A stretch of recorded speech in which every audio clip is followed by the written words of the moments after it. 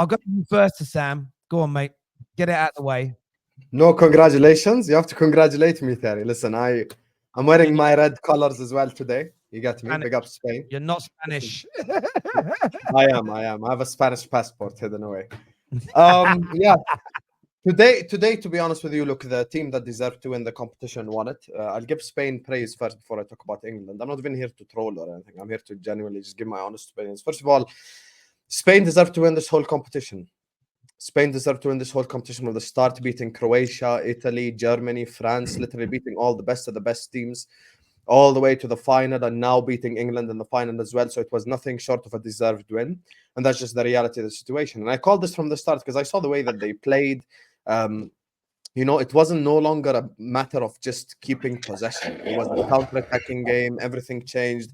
They passed the ball around. They done really well. So I'm very happy, that I chose to support Spain as a Jordanian, but I'm still happy. And look, from the English perspective, first of all, anyone who argued for Kyle Walker ahead of Trent Alexander-Arnold, I hope now everyone can wake the fuck up and realize that Kyle Walker is not a good right back in 2024. Both goals came down his side. I thought the reason why Kyle Walker plays ahead of Trent is because of his defensive work. Yet today he was beaten twice. Once couldn't even catch the pass to Cucurella, which traveled at 3 kilometers per hour. And the other times couldn't grab Nico Williams to begin with. This is why Gareth Southgate is the biggest problem in England, because he's a coward, because he doesn't bring his weapons to the table. Think about this. At the end of the game, the players that beat England were a bunch of Sociedad and Bilbao players, by the way. Orzabal, like all these players that were on the pitch, Nico Williams.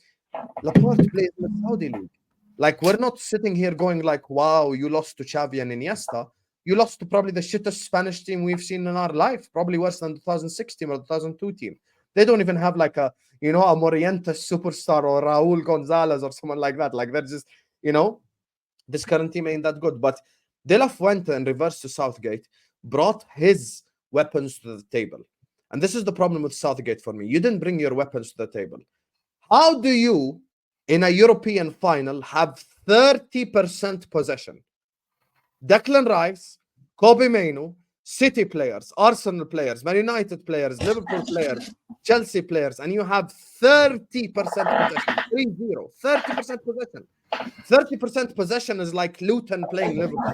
That's 30% possession. They're telling you the difference between Spain and England is Luton-Liverpool difference? No, it's not.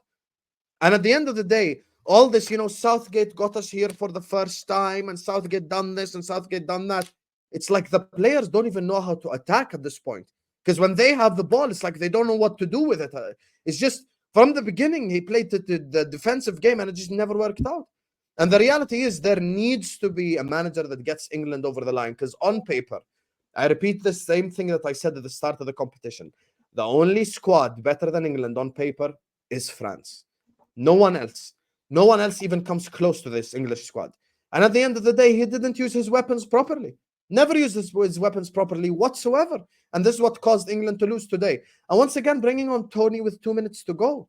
Where's your balls, man? Where's your balls? Honestly, Gareth Southgate is a coward, and that's just the reality of the situation. Yeah, I could not agree. I couldn't agree with you more in relation to using those players. You think Gordon didn't? I don't think Gordon kicked a ball this tournament. Bowen came on in the first game, and it's these little things. Like, I don't think anyone on the pitch tonight for England you would go deserve to stay on the pitch. So give Bowen a go for Saka. Give it a go. Bring Eze on as an example. I thought the game was screaming out for Anthony Gordon at times, because if we're gonna play a little bit more long at times, you needed somebody with genuine electrifying pace and acceleration.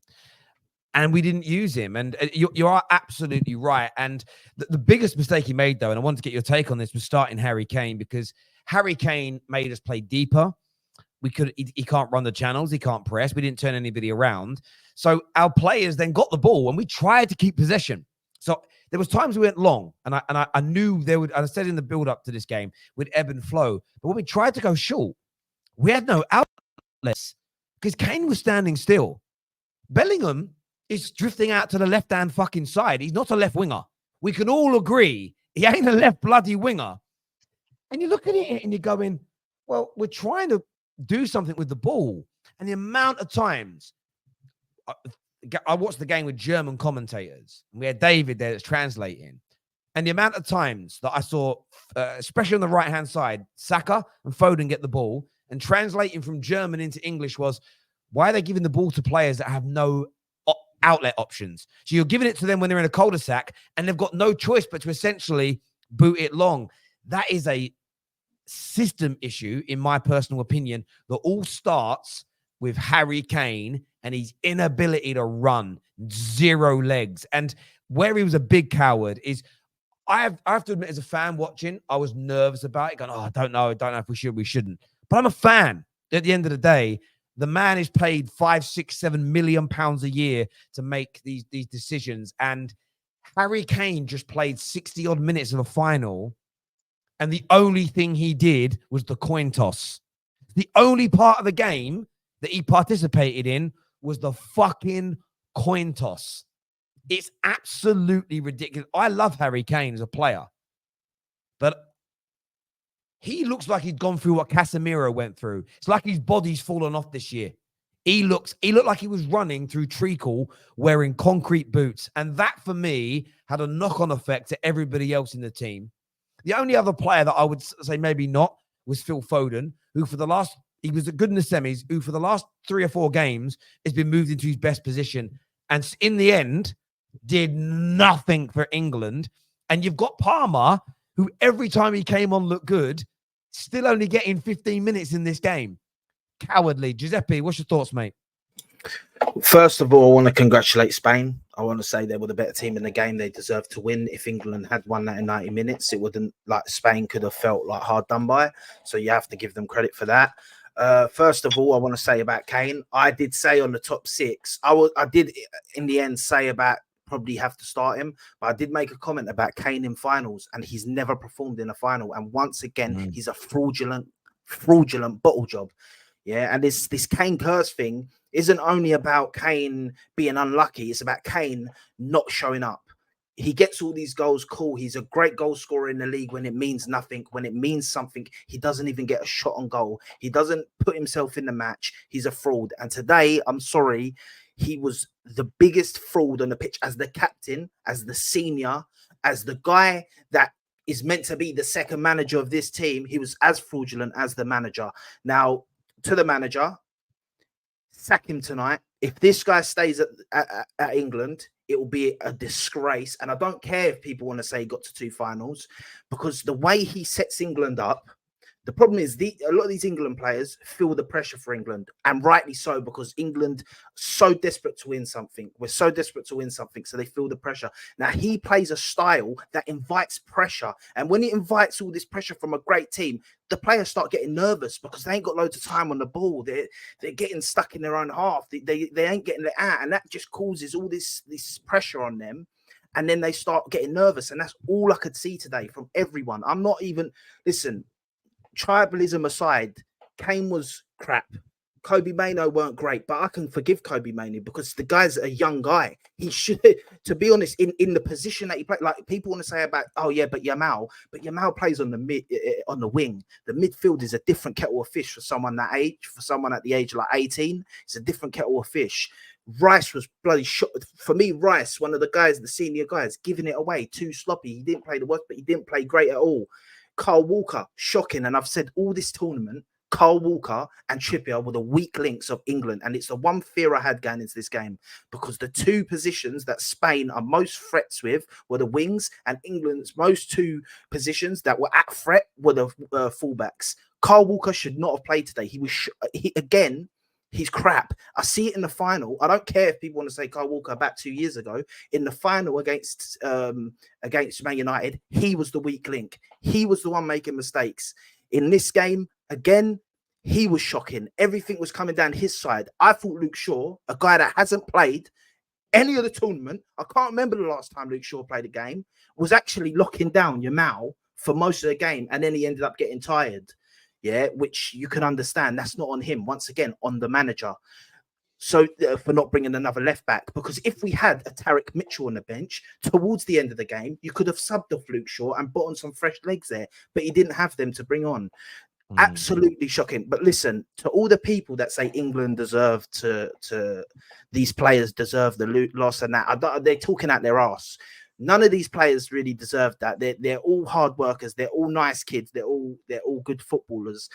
Just because people don't seem to like England as a nation or some crap, don't use that, because the same way people go, Spain deserve it. Why should Spain deserve it? When over England, you could look at it to say, well, Spanish fans are really racist, and then they're cheering the first goal scorer being being who it was. Do you know what I mean? You can look at it like that if you want to pinpoint certain people and say they shouldn't win because of this group of people. So that's shocking as well. I know I've been going on a rant. Cole Palmer's goal, sensational. Fair enough. I'll hold my hands up. Because I was one that said you probably don't start Palmer over. I'll even say to Don, he was right. Palmer should have started over Phil Foden in this game. Phil Foden is another one that should go and put his head in shame.